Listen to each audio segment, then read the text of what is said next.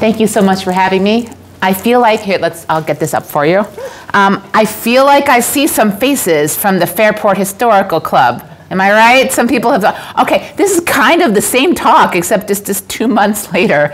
But you might have thought of some things in the meantime that you want me to bring up, so be sure to bring that up in the questions. Okay, so this is called Writing Western New York's Eclipse Story Together. And I have actually this special emphasis on history. You'll be happy to know, not just when I talk to historical societies, but this is a moment in history. It's happening in 19 days, 20 hours. I've been giving versions of this talk for many years, and so that used to be like, 1.5 years away or 3.5. Now I'm doing it hours, okay? 19 days, 20 hours. I'm not stressed at all. This, as I was about to say, this is a moment in history. And what I mean about, think about the moments in history that crop up for you. If we think about moments in 21st century history, we got 2. We got COVID, we got 9/11. What's being told, what's going to be told about the 21st century? Think about, 20th century history, D-Day, the bad stuff. This moment in history is different because mostly moments in history are thrust upon you.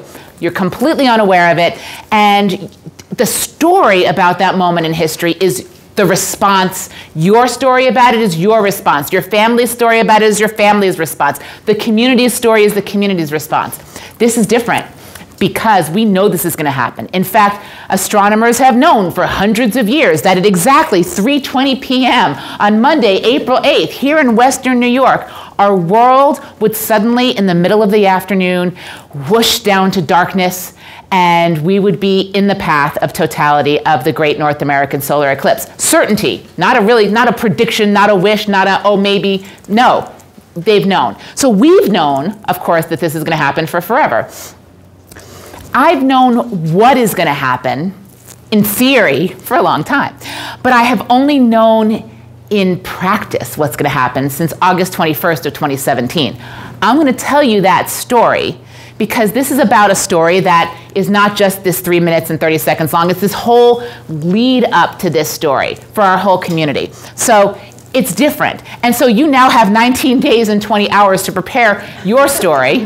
But what I really mean is that you're going to start writing that for this time, and then there's going to be this moment, and you're going to keep writing that story after. You're going to keep telling the story after. So we have this ability to tell this story. So let's prepare for what's going to happen. So one way of looking at what's going to happen in Western New York is that at 2:07 p.m., from our perspective here on the ground, if we are looking up at the sun through approved ISO certified solar filter lenses, we will be able to see what's called first contact, where the moon first contacts, at least from our perspective, the sun.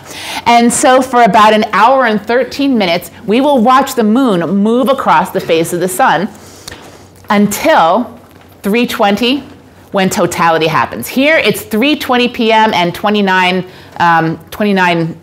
seconds. Here in Fairport, totality will last for 3 minutes and 30 seconds. And then after totality, you'll see the moon move the other way across the sun. The second half of the partial phase is what it's called. And at 4:37 p.m., the whole thing will be over. Let's just do some eclipse basics. You'll be happy to see this slide. You've seen this many times. If you want we can go into the science if we want. This is more of a history talk, more of a community story talk. But moon goes between the sun and the earth and casts a big shadow on the earth. We are in the shadow. That's it. But that's not all, folks. Anyway, so this is not to scale. In fact, the moon is 400 times closer to us than the sun, and the sun is 400 times larger than the moon. We're the only planet in the solar system that experiences a total solar eclipse, where because the moon is just the right distance away and it's just the right size relative to the sun, that it looks like it completely covers the sun, or at least it does cover the sun from our perspective on the ground. No other planet in the solar system has that. You got plenty of moons going between Earth and sun, but none in that special way. Okay, so in the shadow, just two little technical terms, right in the shadow of totality is called the umbra. The penumbra is the part of the world where we are sort of partly in the shadow, where you can see a partial eclipse. So all of North America is going to be experiencing a partial eclipse on Monday, April 8th. So all of North America should be looking at it through approved ISO certified filtered glasses. Okay. We, however, are in totality. And for those magical 3.5 minutes, we get to take them off for just that time. And we'll talk about that in a little bit. Here's another way of looking at what's going to happen on Monday, April 8th. The moon, well, the shadow of the moon will enter North America in Mazatlan, and it will progress through Mexico, up through Texas, bits of Oklahoma, Arkansas, lots of Arkansas actually, a little corner of Missouri, the bottom of southern Illinois, a lot of Indiana, some of Ohio, western New York, the top of the Adirondacks, the top of Vermont, New Hampshire, through Maine, rural Maine, and then out through Canada. Where does it not hit? Anywhere on the east coast of the US. That's important for us. Here's another way of looking at what's going to happen on Monday, April 8th. This is my favorite slide. I could sit here, and I do sometimes, just completely hypnotized by this. But I put it here because partly to illustrate this is totality. Nobody else gets it except those in the path. But also because I love seeing how the eclipse is going to look different depending on where you're standing, right? In Vancouver, you see it across the bottom of the sun. In Miami, you see it sort of come in from the right and then go up through the top right. It's different because the Earth is tilted, the Earth is spinning, the moon is moving, and so as it moves up through Mexico and goes, the Earth is tilted. Like, we never stop, right? So things that, I love this. It also illustrates an important point that I'll be returning to, which is, you know, Albany has about 98% of the sun gets covered by the moon. This is not totality. This is totality. 99% is not totality. If you have got a friend in Watkins Glen and they say they're going to an eclipse watch party, you say, no, no, no, you're not. You're going to a partial watch party. Get yourself up north because you won't see totality. So here's another way of looking at this. Between the two blue lines is in the shadow. The center line, that's the center of the eclipse, that is where the eclipse is the longest in totality. The farther you get out toward the other parts of this, the shorter totality is. So if you can squint and see, this is Cayuga and Seneca Lake, top, in totality, bottom, not in totality. Ithaca, Watkins Glen, too bad, so sad, right? So tell everybody you know, if they're thinking of, like, I mean, there's a couple of places that are advertising watch parties, really taking those of us who've been working so hard on this off, because everybody there is going to be very disappointed. In fact, the Alamo in Texas, so San Antonio is where the Alamo is. And so the upper left-hand part of San Antonio is in totality, and the bottom right-hand is not. And the Alamo is in here, and they're having a watch party. And the co-chair of the task force, the national task force with me, she's in San Antonio. She's a physicist, and she is at war with the Alamo. Because they refuse to stop. I tell her, forget the Alamo.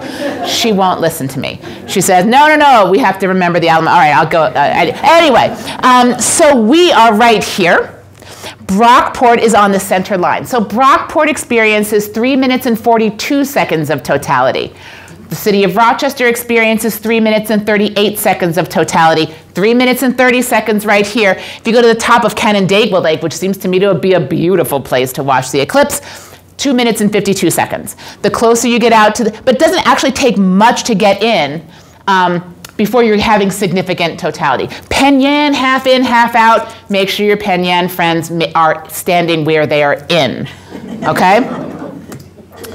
So here's another way of what's looking at what's happening in Western New York. And so I'm going out of my presentation for a second and going over to this really cool simulator that is on eclipse2024.org. Now, this is the sun, and where the sun will be at about 2:07 p.m.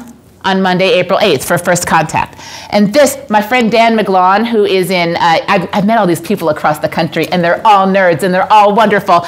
And Dan is the nerdiest of all nerds. Great people are named Dan who are working on this eclipse. And so he made this. He didn't know, he can't figure out a way to make money on it, but like thousands of us use it across the country. So this is a timeline. So I'm going to slide this timeline this way, and I want you to watch what happens as the sun arcs across the sky. Okay? So 2:07 p.m. Now I'm moving. See the moon move? See yeah, right? Okay, so we're at 3:15, 3:16, 3:17, 3:18, 3:19. Now you see the shadow coming in there on the map, right? Okay, so 3:19, 3:20, 3:20, yeah, totality. It's glorious. Now you see the shadow moving across our area, and then we're emerging from the shadow, and yep, just like that, the sun comes back out. Even at 99% eclipsed, you get daylight again. And then we emerge back in. Ta-da. And so you notice that the moon moves from the bottom right hand to the upper left hand across the sun. So that is what you can expect. Isn't it cool? It's so cool. You know. What is their website again? Eclipse2024.org. And basically, if you Google Eclipse2024.org and you put in the name of any city, like so, you know, Watkins Glen, comma, New York, but that you'll see no totality. Sorry, I know I'm a one-trick pony with this. Okay, back to the presentation. Okay, so to emphasize, this is a once in a several generations event. Rochester, the last time we had it in the Rochester area, 1925, 99 years ago. Actual photo. Rochester 2124 in 120 years, not actual photo, but still making the point that this is not happening here again for 120 years. This is your shot unless you have a secret that I don't know. Okay, so we don't know what the world will be like, if the world will be here. Next time there's a total solar eclipse here in our area, so we know we need to make the most of it right now. Another way of looking at what's happening on Monday, April 8th of 2024, we are expecting lots of people to come here. Remember I waved my hands and showed you that the east coast of the United States is not getting hit by totality? Right. The last eclipse, which I'm going to tell you, the last major eclipse was 2017, and I'm going to be telling you my story only 7 years ago. People remember. And so we are the easternmost major city in the path. We're the closest to Boston, New York, Philadelphia, and DC. And we have been preparing for so long and have events all weekend long, so they're not coming just for those to be in the path, right? They're coming for the whole weekend, or they're coming for all of these experiences that we're saturating them with. That's one big range of a prediction. It comes from data from the 2017 eclipse and other similarly sized cities and measuring the effect on their area. What is going to make the difference between the bottom part of that number and the top part? Weather, but less weather day of than weather forecast on April 1st. If the weather forecast on April 1st, 1 week out, is anywhere from partly cloudy to sunny for here, that's probably going to be at this end. If the weather forecast is for the R word or the S word, neither of which we... It's getting it out of its system right now. Don't worry. Don't worry. Then it'll be at this end. But still, hotel rooms are all packed. My house is having 12 of those people. So 12 out of those 500,000 friends who are coming. They're already coming. They're making plans to do that. So that also the week before that for the kids in New York State is April break. So we've been very successful.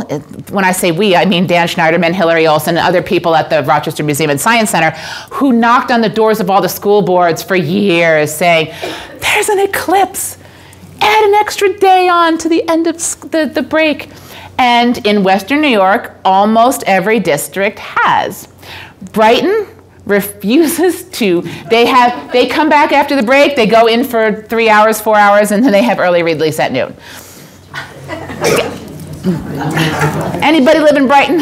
But nobody's, I think parents are just going to take their kids anyway. I would. So what also is going to happen is that this is a profoundly meaningful experience, both from an individual perspective and from a community perspective, especially if everybody knows it's going to happen, can prepare adequately, and can experience it safely. So this is also what's happening. And I'm going to tell you why in just a minute, but it's partly because we're expecting all those people to the area. But there's also another phenomenon about totality that's going to result in the jams. We've actually, we overbuilt the roads here in Rochester in the 1950s. So we've got, relative to the rest of the East Coast, we've got great traffic. But, and people trickle in for hours to the site of an eclipse. But afterwards, they tend to just sort of all go, all right, let's go home. And so that happened in 2017. There actually was a bridge between Kentucky and Ohio from the last eclipse where it was bumper to bumper for 17 hours. So being aware of the fact of traffic is possible now in a way that it wasn't possible in 2017 because the last eclipse, the last major eclipse in the US before 2017 wasn't since 1979. And so they didn't have that same effect. And this was the whole country through. So we now know enough to prepare, whereas the last one was largely rural. So the question is, what is the big deal? And I will admit that I was a total skeptic about this. A complete skeptic. Many of you are skeptics. Not the people who went to my Fairport Historical Club's talk because I'd converted all of them. But, okay, the moon, all right, I've seen it move. I know what a shadow is. It gets dark every night. So what? A few minutes of darkness in the middle of the afternoon, what's the big deal? But I'm going to tell you it's a big deal, and I'm going to tell you why, not just tell you that. And everybody, every single person comes out of an eclipse with an eclipse story. Everybody. Young people, old people, whatever, you're going to have a story. And so everybody. And because this is a moment in history we can prepare for, you get to write that story with purpose and prepare for it. And then know you're going to be telling that story and have ways of documenting it. So since 2017, my not job, got a real job, own a company, got a lot of employees, but my obsession, fortunately I can't be fired from that company, right? That's what owning the company is all about. But I've been helping our area writing its eclipse story, right? Both for regular people like y'all, and then collectively. What's the story going to be of Rochester? This is our moment to shine in the shadow. I was going to make damn sure that we took every advantage of it. So we need to plan for safety, right? Make sure everybody knows that the only way that you look at the sun, sorry, you've heard me. Okay. Planning for everybody to be comfortable, planning for everybody to be able to access this and to document it. So my story starts in 2012, in fact, when my daughter Ella was 11 years old, and she came home from a middle school astronomy course at the Strasbourg Planetarium and said, "Mom, in 5 years, I will be 16. I said, right. She said, I will have my driver's license then. I said, yes, you will. And she said, and you and I are taking a road trip to Missouri.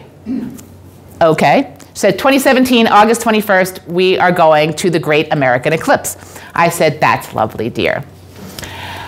Because, of course, what 11-year-old, or what anybody really, plans for something 5 years in the future? But this was her gig.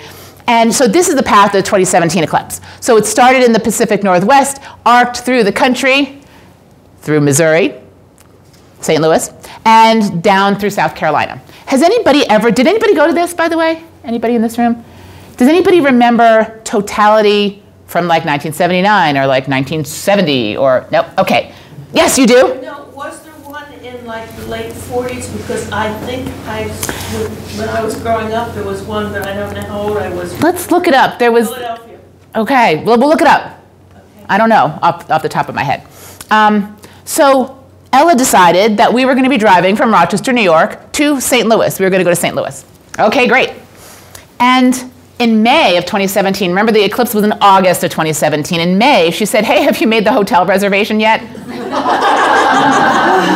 I said, what? It's for months away. It's like, 3 months away. She said, oh, you need to make a hotel reservation. And she was right. because the eclipse chasers knew, even if the general public was skeptical, even if tourism people were skeptical, and even if transportation people were skeptical, the science people knew.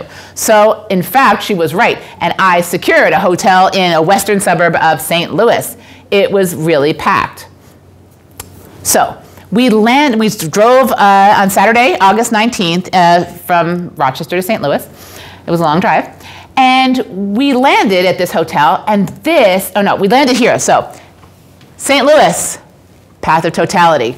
Rochester, okay? So, we got there. And this is the first thing that I saw when we got into the hotel. So, there were these boxes all over the lobby. And they basically said, take what you want. There was Eclipse gum, and sun-made raisins, and Capri Sun, and Starburst, and moon pies, and Milky Ways. And so now by the time 2017 has rolled around, I'm still a skeptic about this whole experience, but I was on the board of the Rochester Museum and Science Center, and I was about to be the 2018 chair of Visit Rochester's Visitor Industry Council. So I was here on a fact-finding mission in addition to being on a road trip with my 16-year-old. So I had this sort of mental checklist, and I looked around the lobby, and I saw these happy people, and I felt happy. And I took some candy, because you do. And I thought to myself, look at how inexpensive it is to make all of these people happy, right? Some candy, some drinks, take it for free. And there was just this spirit that they just lifted up, right? This sort of merry spirit. And I thought, okay, cheap to make people happy with a little creativity, check, all right? And here I am talking about it 7 years later, right? It's memorable. So you will see that you remember where you were when this whole experience happened. And if they hadn't done this, I might have really kind of forgotten about the hotel entirely. So easy to make people happy with candy and raisins. Okay, Sunday, the day before the eclipse, we went to the St. Louis Science Center, because I always go to the Science Center. And there I am. Oh, it was hotter than blazes. Totality. That's great. Wow. Okay. All right, well, okay. Are they on a timer? Oh, okay. Okay, so that's me. It was really hot, and it's not even 10 o'clock yet. The thing opened at 10 o'clock, and there's a line out the door. So a line out the door on a Sunday for the Science Museum, day before the eclipse. Okay, check, got that. And Ella took that picture. And the first thing we did was we went to the gift store, because that's what you do. And I got 2 of the last 3 mugs off the shelf. 2 of the last 3, there was only 3. I got 2, left one for somebody. That said, St. Louis Science Center, Great American Eclipse, big picture of an eclipse, August 21st, 2017. And I marched up to the guy behind the counter, and I, of course, talked to him. I talk to everybody. My children have bemoaned this for their whole lives, but Ella knew better. So I walked up to the guy who had been standing there for 40 years. You could see he was just the merchandise manager. And I said, okay, Rochester, 2024, what do I need to know? He said, whatever merch y'all people are thinking of buying, double it. I can't keep it on the shelves. Said the eclipse hasn't even happened yet. And he gestured over to this shelf of T-shirts that said, like they had the eclipse on it, and it said St. Louis, August 21st. He said, I only got 3X and extra small left. And he said, so you can't get a T-shirt. I thought I could get a 3X. But anyway, and he looked at the other, said, look at those other T-shirts over there, full stock, because they only said the St. Louis Science Center. They didn't say the eclipse. Because people want to remember, they want that thing that tells them where they were when this thing happened. So there I am, check. And so this is my merchandise lessons that I learned from there. You need the place, you need the name, you need the event date. And also we learned that people will order afterwards too, because nostalgia is a thing.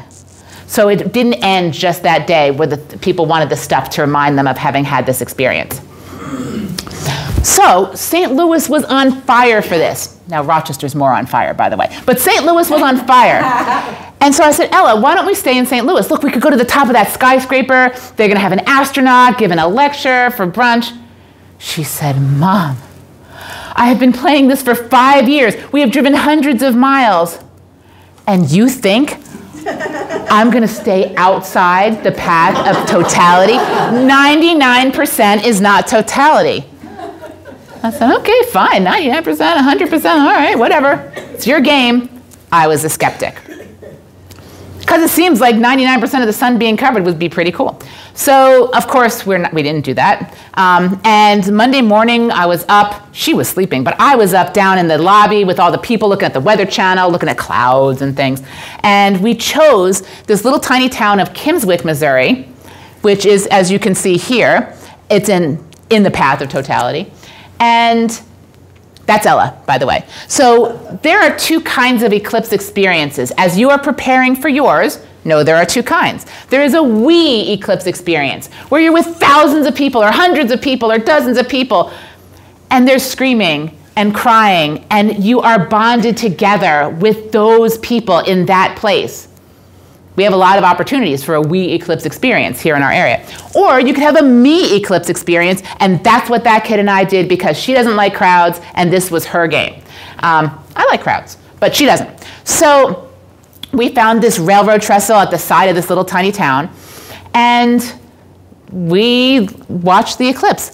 Now, we weren't completely alone, because what this town did was it sent teenagers around on bicycles with fists full of these glasses. Because, as I found out when I talked to the teenage boy on the bicycle, my daughter was mortified, but of course I talked to him. And what he told me was that the town had decided that their identity would be very straightforward. They were gonna make sure they had enough glasses for every resident and every visitor to experience the eclipse safely. That was it. Straightforward, lovely, and in my brain I'm checking community identity. Okay, got it. In her brain, daughter was checking mother is insane. So then from 12:15 p.m. to 1:18 p.m. Central Daylight Time on Monday, April 1st, this is what we looked like. We were watching. Now, you will discover when you watch an eclipse through your approved ISO certified glasses, that it's boring. It takes 1 hour and 13 minutes for the moon to cover the sun, so you don't really do this because it looks cool, but nothing looks like it's happening. So it is perfectly fine to hand your glasses to the next person. If you find yourself in a situation where you only got 1 pair of glasses for every 4 people, no problem, because it's boring. I mean, it's lovely, but you're not doing this the whole time, and really neither were we. I was doing that for effect for the photo, and we did a lot of looking up, right? And it was cool. And I started to get it. Because what happens during an eclipse is that you feel with your whole body the bodies in the universe, the sun, the moon, the earth, and you. And you, as that moon starts hanging in the sky between you and the sun, you get it in a way that no photo will do it justice, no reading of your 3rd grade science textbook will do it justice, no video does it justice. You are there in the universe. And I started to understand what the fuss was all about. And then, at 1:19 p.m., this happened, but much more than that happened. Again, a photo can't do it justice. This is the only time when you can see the corona of the sun around, and in any way, from your own perspective on Earth. You must take your glasses off to see this. Remember I said only look at the sun? You're not looking at the sun. When it goes dark, it's safe to remove them. If you don't remove them, you're gonna miss the whole show. Not kidding. Because if you look, I can't see anything. You should be unable to see anything but the sun through these. That's one way you know they're working. But in this, it was about 1.5 minutes of the last eclipse that we were in totality. For that 1.5 minutes, I was only actually aware of those 4 bodies in the whole universe, the sun, the moon, the earth, and me. There was some kid on the other side of the road. Oh, it was my daughter, but I was completely unaware. It was a transformative moment where, you know, a lot of people say that looking up at the stars makes them feel insignificant, like you feel small.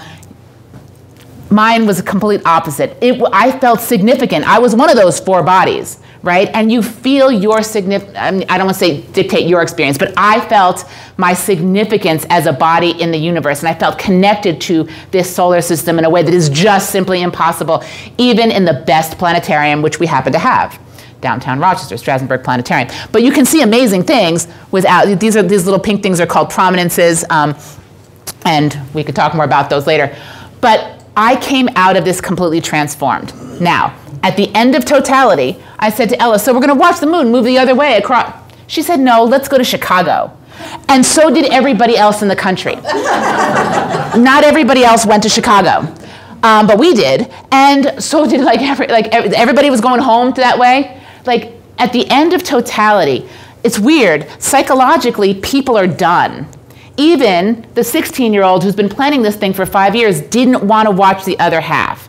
It's because you've just come out of this incredible experience, and then you want to talk to everybody about it, but like it's over. And so our challenge in the Rochester area, as we've been working together with everybody preparing events, is to, we know this now, there was, these are the what's called drive sheds from the last path, right? So you can see the main routes that people took to get, like most people from here went here, I went here, but, and it was just jammed, right? That whole evening.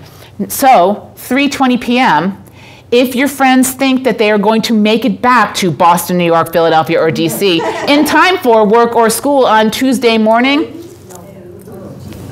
what we want is for them to have a wonderful experience here. So they need to stay in place for a while, enjoy the people around them. If you're in your backyard, stay in place in your backyard, by the way. Have a wonderful time.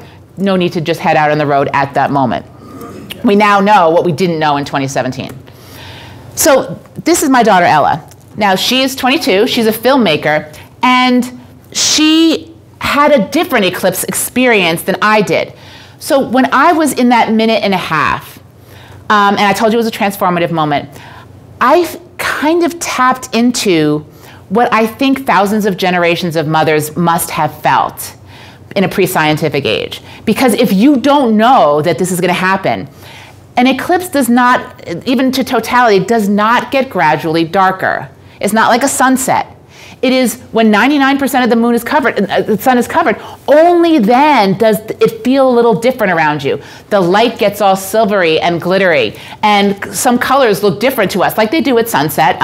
The reds look more gray, and the greens kind of glow. And the birds really did fly back to their nests, and the crickets really did start chirping, but only in that last tiny sliver as the world in 1 minute went dark. So that will be the experience. And in that, I could feel what that fear must have been like for people to suddenly have that thing that their children depended on for living gone. And instead, there's this velvet hole in the sky, which is completely different and completely wrong, and your whole body knows it, but our brains know that it's okay. But I could feel that sort of tug of the past.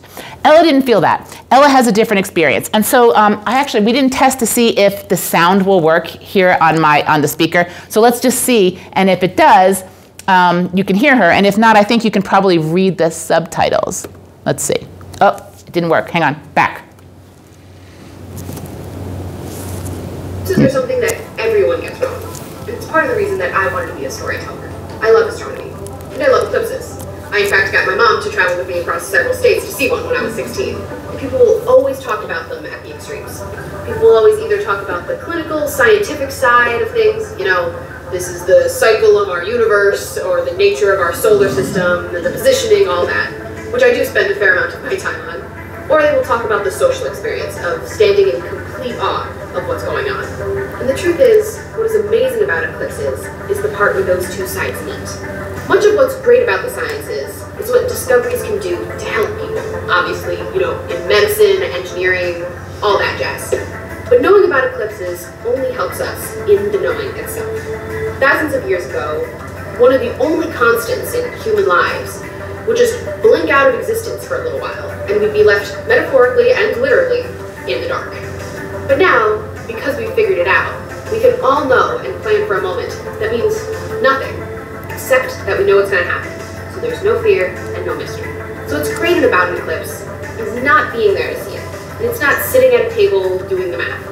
Though, don't get me wrong, you'll catch me both watching and doing the geometry. But the whole story of how we got from the map to the moment where you're standing there, in a field, your driveway, wherever, with your glasses, not scared, not in the dark, just able to enjoy knowing the world around you. People should know that. And sometimes, you need a storyteller to do it. That's my baby. And in fact, Ella, as a filmmaker now, has just at the American Astronomical Society last year hired her to create a documentary about all of these remarkable people throughout the last decade who have been working so hard to bring the eclipses to everybody.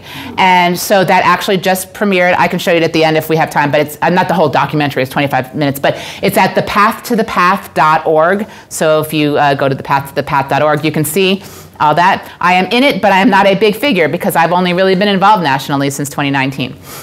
Okay, coming up, 3:20 p.m., 19 days, 19 and a half hours at this point, right? So let's get out ahead of this. What happens if it's cloudy? It's the first question. Everybody's been thinking this in their head. They've been hearing about it. What happens if it's cloudy? Well, the eclipse will still happen. It only matters, if it's cloudy, it only matters to those of us in the path. 99%, not totality, nothing's going to happen. It will get profoundly dark in a way that a sunny day eclipse, it gets kind of like twilight around you, right? You can still see people, you can still, I encourage everybody to set up a video camera and just point it at you and the people you're with and just leave it and forget about it. Don't point it at the sky. Professional astrophotographers will do an amazing job taking pictures of the sky. You want the experience. The experience is happening on the ground and within you and around you. So, but in totality, in a cloudy sky eclipse, it still whooshes down in that last 1 minute without sound effects, of course, but it gets dark, like night, like profoundly dark. And you don't want anything to disrupt that if you possibly can avoid it. So, if you're in your house, look and see whether there are photosensitive street lights nearby that are going to ruin your view. Make sure that you have everything turned off that might possibly get turned on in the darkness, because you want that saturated darkness. We get to have it here, and you get to plan for it, so you heard it here. That being said, this was a satellite view of April 8th of 2023. And this blue line actually represents the path of totality for 2024. And notice who's clouded out. It is Texas. Now, but it's crystal clear this whole rest of the way. We here actually have a 51% chance of sun on any given April 8th at 3:20 p.m. That has been bumped up slightly due to the fact that it's an El Nino year and there are new calculations. We actually have the best chance of sun in the Northeast. So that will help pull people here. But Monday, April 1st is when you want to start looking at, and I'll start panicking and sweating and all that stuff. But the point is, you just never know. It is the rainy season everywhere. Dallas has just a 61% chance of sun at eclipse time on April 8th. So you don't know. So we all take our chances, but the point is to be in the path. Now, we've been preparing for this for 7 years because I came home immediately and, as Ella says, went insane. Because I knew that we needed to pull people here not just based on what the weather was supposed to be, but based on what they would be likely to experience here. Fortunately, it was not a heavy lift because we have amazing organizations in our region who got it right away. So the Rochester Museum and Science Center, of course, they are in charge of information, outreach, and just everything under the sun. Visit Rochester has been doing a bang-up job bringing people here, coordinating media interviews, doing advertising to all the places that might drive here, and coordinating national and even international exposure. And the Genesee Transportation Council, typically government organizations, especially transit people, are hard to convince, as I've heard from throughout the path. Like everybody, Texas Department of Transportation is like nowhere on this. But these guys got on board, Jim Stack and Lori Marr, who are awesome, got on board in 2018 after they went to a transportation meeting and saw that drive shed map that I showed you. And they said, they called up Don Jeffries from Visit Rochester and said, Don, did you know we're going to be in the path of totality in 2024? And Don said, oh, you got to talk to Deb. But everybody's been working really hard, and we now actually have over 750 members of our task force, and we are absolutely, Forbes has acknowledged it. Forbes called us one of the most prepared locations in the path of totality. Damn it, it is true. Really. So we've been doing all of these things, rallying stakeholder members, educating people, rallying the community. This is part of that. Helping lead the National Eclipse Task Force. I started getting involved there in 2019. And I went to my first meeting, which, as it happens, was also in St. Louis. And then they came here in 2022. They were 2020, no meeting. 2021, virtual meeting. 2022 was the first in-person meeting since 2019. They came here. We wooed them here. And oh my goodness, they were so floored with how engaged Rochester was, how prepared we were. And so they asked me to co-chair the National Task Force right after that meeting to help other communities do what Rochester has done. It's been so fun. Because of course, I had my real job, this full-time unpaid job. How about another full-time unpaid job? But it's so much fun. These are just wonderful people who are doing it all out of volunteerism. And that's what Ella showed in her documentary, The Path to the Path. Our website is rochestereclipse2024.org. It looks like this. If you don't remember the website, you can Google Rochester Eclipse 2024. And that's where you'll get to, okay? It's got all kinds of things. There's a big Rock the Eclipse festival at the RMSC all 3 days of the weekend, but there's so much more on the calendar. And I'm going to tell you about that. We also have art. You have many of you have probably already seen Tyler Nordgren's art. I met him in 2019. He's the world's eclipse artist and astronomer. And I made him, so in July of 2019, the month after I met him in St. Louis, I said, you've got to come to Rochester. I drove him all over Rochester. I told him all about our history with optics and photonics and how much we play, how science-oriented we are. And he made it. I said, you have to make us the prettiest poster you've ever made. He made all the 2017 Eclipse artwork, which were acquired by the Smithsonian for its permanent collection. Knowing that, and knowing that my job is to make sure that history knows Western New York did this right, we needed art. But then the bug bit, and then the RMSC commissioned that one, and it's glorious, and then more.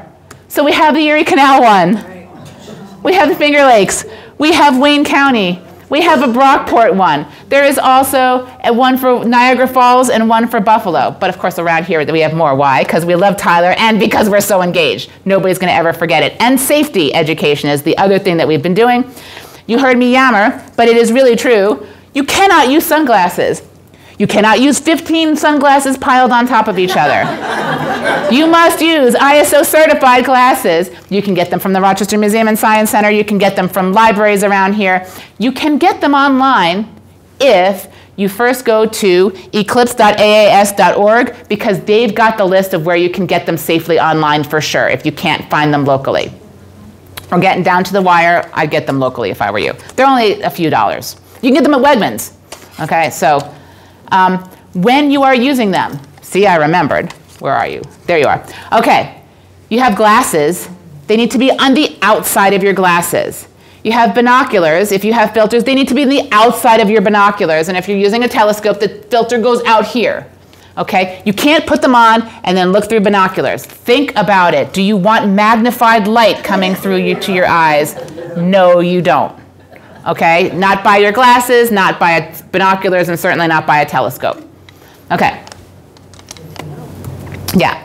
Here is one of the things I like to encourage people to keep in mind what to remember. That the total solar eclipse is coming is that whatever they might have heard, it is perfectly safe to look at totality without eye protection.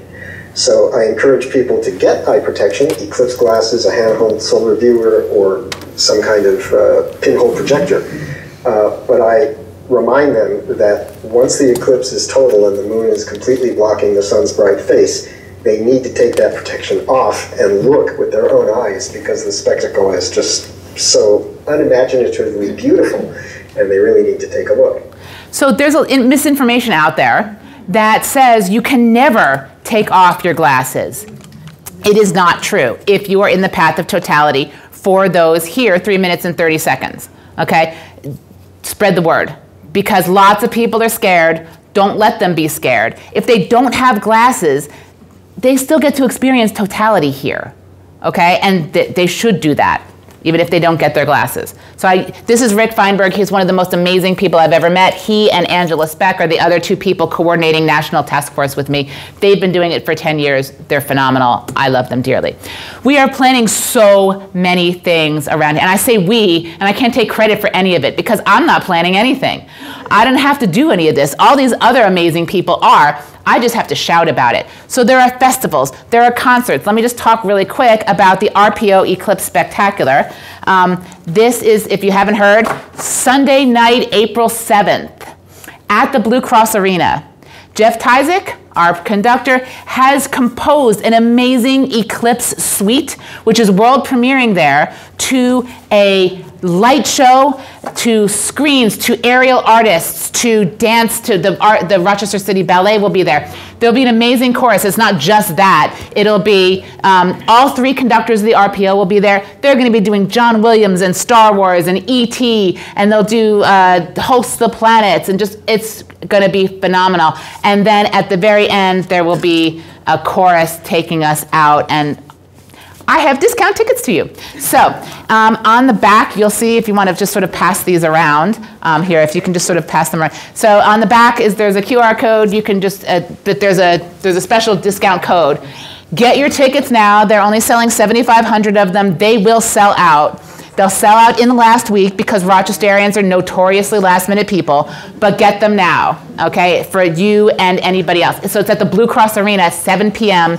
on Sunday night, April 7th. It will be the, what's that? So you're going to park where everybody parks, right? So there's different places, right? They fill up the arena all the time, so they know how to manage this. Anybody ever been there for Trans-Siberian Orchestra? It's a lot of traffic, but they fit everybody. So they know what they're doing there. All kinds of things that whole weekend and Monday as well. So this is just a tiny little list of what's being planned. I have some more handouts. So Visit Rochester has really jumped on this. So just a list of the main big events. They fill up 2 sides, and it's not even close to the at least 120 events that are being planned, but this will help you find that even if you don't go over to RochesterEclipse2024.org. So much happening. Right here in Perinton is Total Eclipse of the Park. There are 2 Total Eclipses of the Park in our area. One's at Perinton Rec. It'll be amazing. And the other one's at Genesee Valley Park, and that's focused on accessibility. It is run by Kiki Smith, who happens to be blind. Imagine how you're going to experience an eclipse if you're blind. Well, there are sonification devices called light sound devices that were invented at Harvard, very inexpensive, that they emit a tone that reflects the amount of light in the surrounding area. So those with visual impairments will be able to see the eclipse, hear the eclipse, not just to in some way experience it. Tons going on. Okay, this is the drive shed. So projected for 2024. Lots of people are coming here. And so the best thing that you can do to help us at this point, I'm winding up, is we have a campaign called Take Tuesday 2. So everybody who has friends coming here, that's what you want to tell them. And we have a 30-second public service announcement. This may or may not be my niece and nephew. I'm Stella Stiller. And I'm Duncan Stiller. We live in the Hudson Valley. But on April 8th of 2024, we're going to Rochester, New York for the Great North American Solar Eclipse. It's going to be amazing, but there won't be another eclipse in the U.S. for another 21 years. But it's on a Monday, so of course we have to take the day off of school.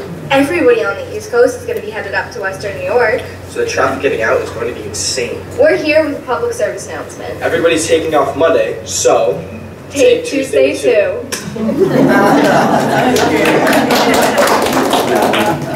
So we are crafting our eclipse story, not just 3 minutes and 30 seconds worth. 7 years plus 3 minutes and 30 seconds plus 120 years till the next eclipse. Everybody's going to have one. Keep writing yours.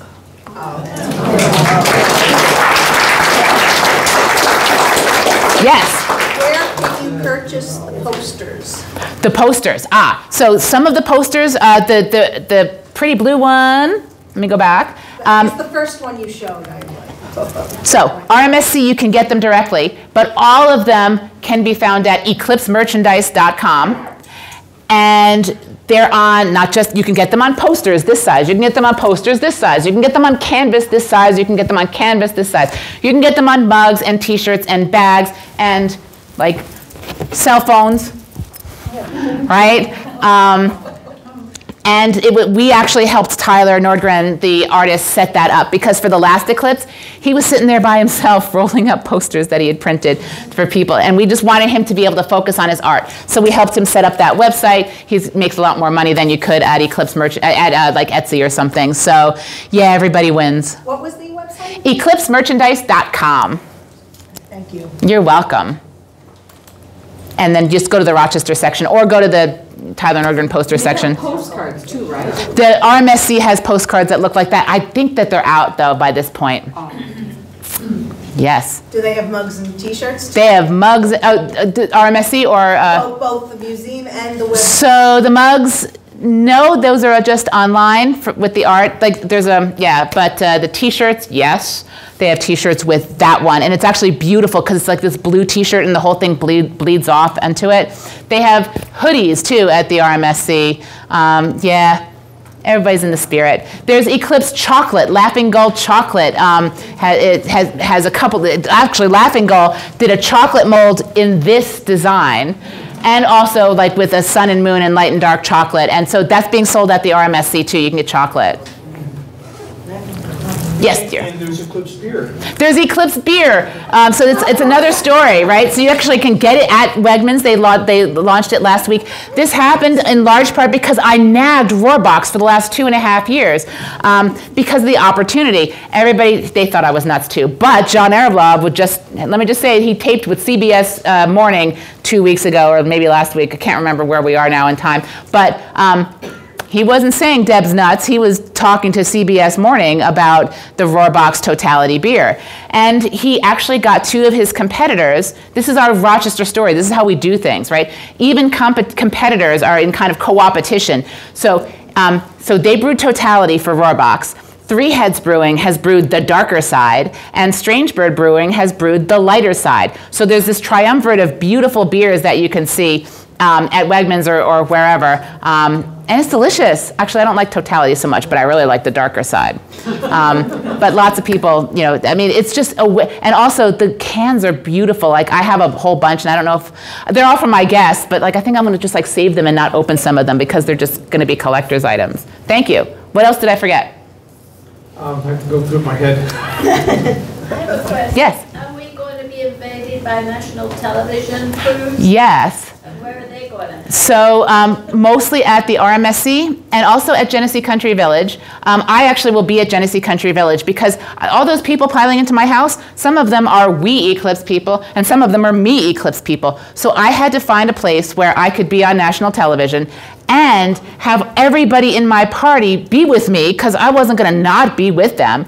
But then for the We Eclipse people, they will be with the hundreds of people up at the gazebo there at Genesee Country Village.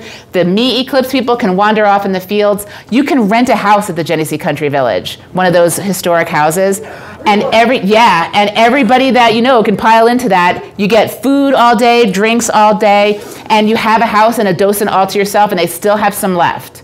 So definitely, I can just go out to the web on that. So there is a filming company that's in town that's actually going up and down different towns and cities.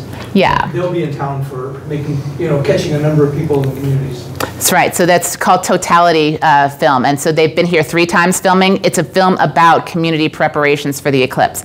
So expect in early 2025 a glorious red carpet event because I think that's when they're premiering it. But yeah, we're starring in that. It's pretty cool. Yes? The only way you're going to guarantee that you see it is if you're above the clouds. Correct. Are there plane rentals? Is that something that's being done? So there are. You can actually buy a ticket on Delta. Are they coming out of Chicago? I think. So Delta's flight, I forget the number, 13 something, with using an A220 plane. You have to take a flight to Austin. You catch the flight from there to Detroit. It's sold out in less than 24 hours. Yeah. All the other flights, there's a list of flights on a couple sites, and I think it's with the AAS, but there's a list of flights that are partial, that will come into it. But it's only going to gain you're going to be above the clouds, that's great, but you're only going to gain so many seconds because the eclipse is moving through Rochester at, 2,300 miles an hour. As it moves through, even though it's a large oval, it's moving through at that speed. So the plane is only going to travel, 300-400? Right, so you really don't gain that much, and it's really expensive, and the Delta one is sold out, actually. This was written on February 19th. I think Southwest is doing one from Texas, too. Yes? Down to earth, the museum is collecting experiences, community experiences with the eclipse. And it was written about in the last histogram, but in case you just don't happen to have it anymore, there's a reminder in the upcoming histogram, an address that you can send pictures and just a few sentences, or if you want to write a longer narrative, and then we'll display these things in some fashion during the month of May. You can see what your friends, neighbors, family were doing. This one. Yeah. Yeah. If I can mention a couple things.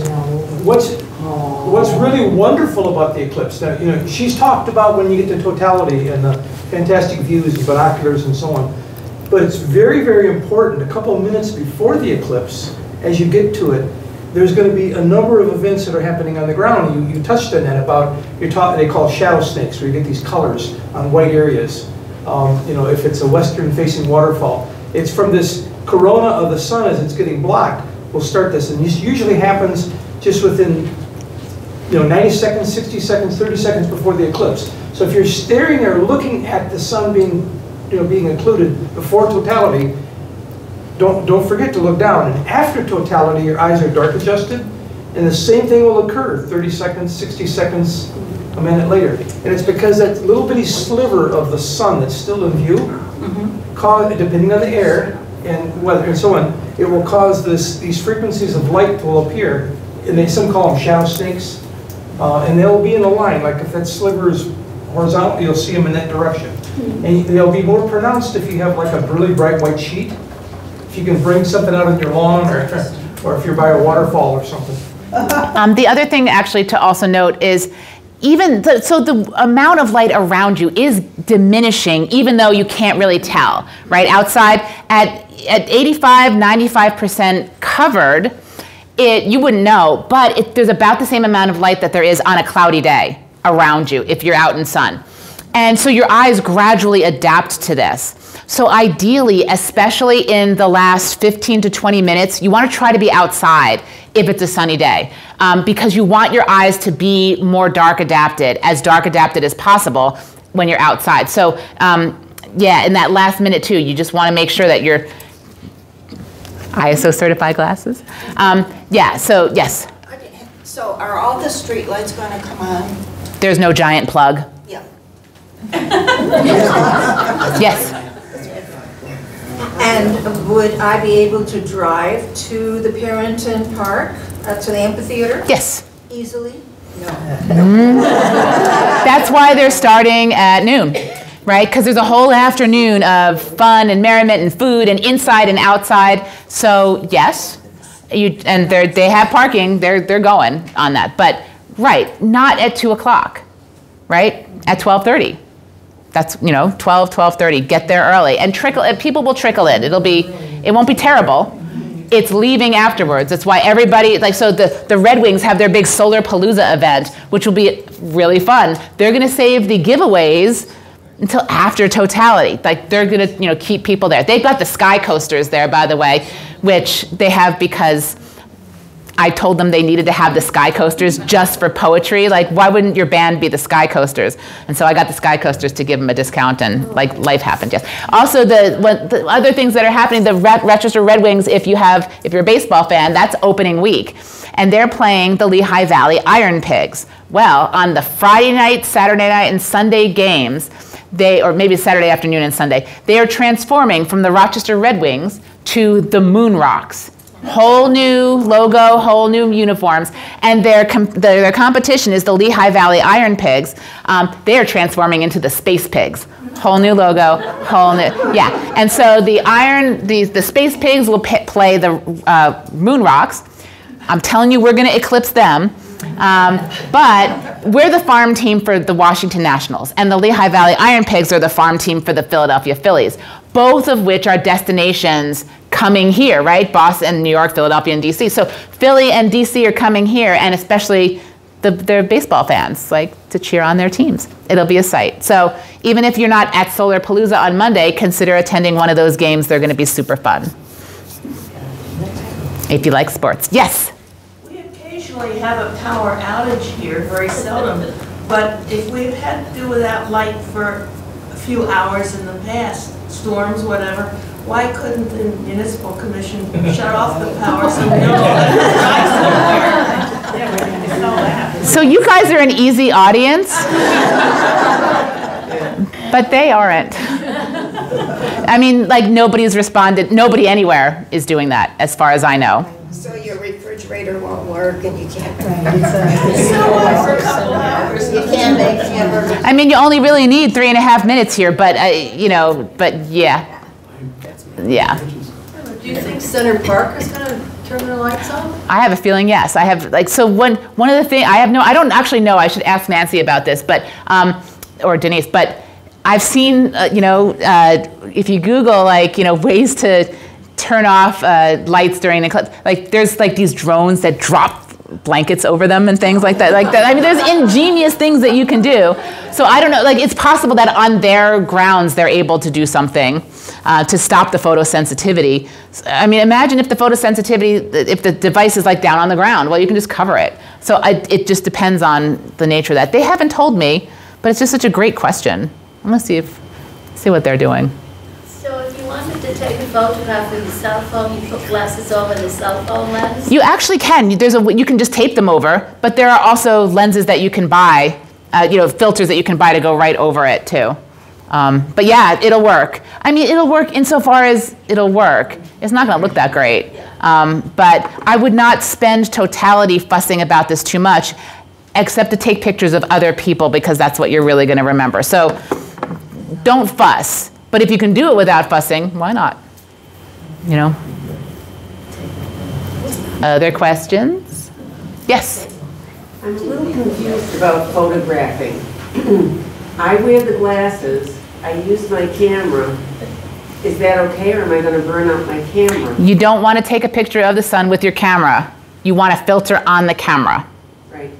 Definitely. What confuses me is I take pictures of sunrise and sunset all the time. You can do that. Take a flash, like a really quick, you can do it. It's just not going to look good, but you can do it. But for those who are concentrating on focusing, and it's not, like, you don't do that with the sun. You do a very quick flash, and then you know that you're just going to get all this spread out light. So if you want a picture of the eclipse, of partial especially, totality, you don't need the filter for totality. But for the partial, you can give it a whirl. It'll look okay, but you won't actually get partial unless you have the lens, because it's just going to look like the sun to your phone. So you definitely want the filter. Yes. Just a response. So if you take a picture of the sun with your phone in broad daylight, it's just going to flood everything out, no matter what you try to do. So you have to have a filter. And when you talk about sunset, I think she mentioned it. You know, normally as the afternoon gets on, the time starts dropping. You know, as it goes later in the evening, you get a sunset in the western sky. What's very unusual about this is there's going to be a sunset 360 degrees everywhere you look. Oh yeah. Sunset, and that's an eerie feeling, like all around the horizon during totality. Dark in the east and light in the west, and it's getting darker. And I've been on the equator before, down in the Andes, and when you get close to the equator, we experience twilight at all these different levels. They go to dark sun in just a matter of minutes. It's a snapshot when they go to totality, in and out of it. It's like very, you know, so you can imagine the Incas and during that time period. Like it's not like we think it's taking hours to get there. No, it was like out. Yeah. I just put my favorite slide just because it's my favorite slide. That's great. Other questions? Yes. How low is the sun in the sky at 320? Right. So here what? It starts at 52 degrees. It starts, but at totality. It'll be 45 degrees above the horizon. It is south-southwest. So like, is that south? Am I right? No. That's south, right? Okay, so you've got the perfect hat for this right now. Just as a regular person way to know where it's going to be, if you face south, put on your baseball cap and draw a line from your nose out through the right-hand corner of your baseball cap. That's where it'll be. But even better is like on April 2nd or 3rd or 4th, go outside at 320. It's going to be about there. Great question. I didn't address that before. Forgot.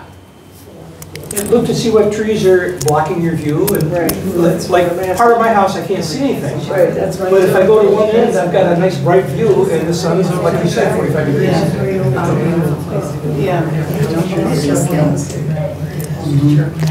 Casa Larga is doing a big event too, by the way, which seems to me to be on a really great place. They're doing a whole like sip and I could find out what it's called. I can leave my.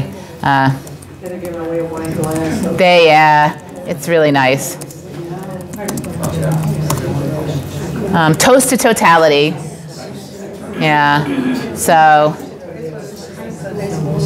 1 to 5, rain or shine. Yeah. So much nice stuff happening.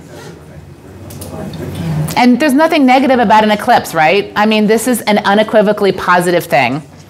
And you get to be part of it. Of course, if the bug bites you, as it has bit me, you could in 2026 go to the eclipse in August, which is going through Greenland, Iceland, and Spain. Or in 2077, you could go to Egypt. Or in 2028, there's a huge one in Australia that I'm going to in July of 2028. I mean, it just grips you. There is no experience like this on Earth. So the Jeopardy question is, what is a person like this called that travels to see the eclipse? An umbraphile. It's an umbraphile. And that would be a Jeopardy question, I guarantee, coming up. Also, if you have young children or grandchildren, Genesee County, which has embraced this eclipse because they're in the path too, the tourism director, Kelly, was telling me she has been looking forward for forever to use Genesee something. So it's Genesee the Eclipse, and if you go to Genesee the Eclipse, you can see what they're doing there. But also they commissioned a children's book called Jenny Sees the Eclipse. And it's great. It's about Jenny the cow and how she knows that the partial eclipse is happening. But her farmyard friends don't really believe her. They don't know what she's doing. And then, because she's looking at it, and then all of a sudden it becomes night. And so they think it's nighttime, and they're going to go into the barn, and the pig is going to brush his teeth. But Jenny says, no, it's just totality. Come on outside. You have to see it. And so they do. And then she tells them what it is. And then the sun comes back, but she gives them all glasses so they can watch the second half of the eclipse. It's beautiful. And if you buy, so it's at GeneseeTheEclipse.com. You can buy it online. And all the money goes to help animal shelters in Genesee County. So it's really lovely. So there's a commercial for Jenny Sees the Eclipse.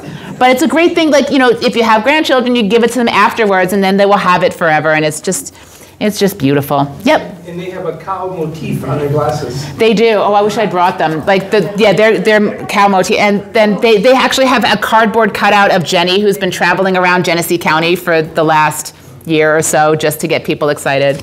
The creativity that has happened here. As a result of this didn't exist 6 months ago. Maybe it just existed 6 months ago, and now it does. It's in, like, kids, you know what I mean? Like, we make things with our brains here in Rochester. That's what we do. We don't have, like, Niagara Falls, and we don't have, like, a whole history of, Indian Pueblo villages or stuff like that. We make stuff, and that's our history, and I'm really, really proud of it, and this whole thing is emblematic of that. It's great. Thank you. Thanks.